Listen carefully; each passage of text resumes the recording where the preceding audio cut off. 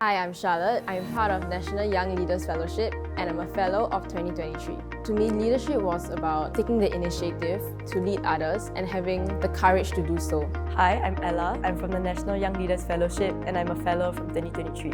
Leadership to me before NYLF was a lot more like management instead of service of the team. It looked more like chasing deadlines, looking at documents and making sure that everybody gets their part done. I think the biggest turning point for me in my leadership journey is actually co-founding NYLF with my friends. NYLF is a youth-led organization that aims to reduce the social stigma surrounding the intellectually disabled through experiential learning. I think that my family members kind of steered me in the direction of taking up initiative, but my friend steered me in the direction of working with persons with disabilities.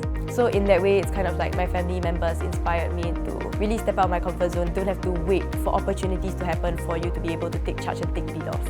I think there were a lot of times where I actually questioned if I was capable enough to be leading such a big team. Because I don't have much leadership experience in council or maybe even class chairs. Especially when I first started, I didn't know whether what I was doing was right or not. I didn't know how to send emails, didn't really know how to lead the teams. I think those were questions that I constantly asked myself. I constantly asked whether I was capable enough, whether people would trust me and things like that. One challenge I faced in my leadership journey thus far is definitely motivating people to change their current perceptions and perspectives on communities they've not necessarily had interactions with. It's a bit hard for them to go into a project with a clear mind and an open mind, but I always try to push them to have that understanding that when you're serving a community, you have to understand them first, and following that, you have to go into projects with that eagerness to serve and that eagerness to learn from them, to really truly serve that community. I feel like I used to shy away when I'm in a group of people who I know are equally as capable or more capable than me. But then now I realize that when I'm in such a setting, the best thing I can do is really to just speak my mind and really communicate with them and form those connections.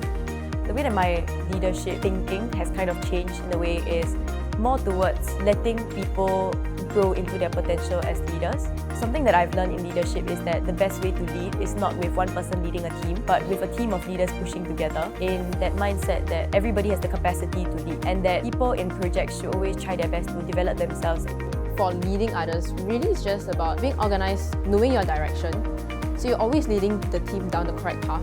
Just as I felt that belief that my seniors have entrusted me with their projects and have entrusted me with being and stepping up as a leader, I want my juniors to understand and feel that same belief that I had in them to lead and to make change.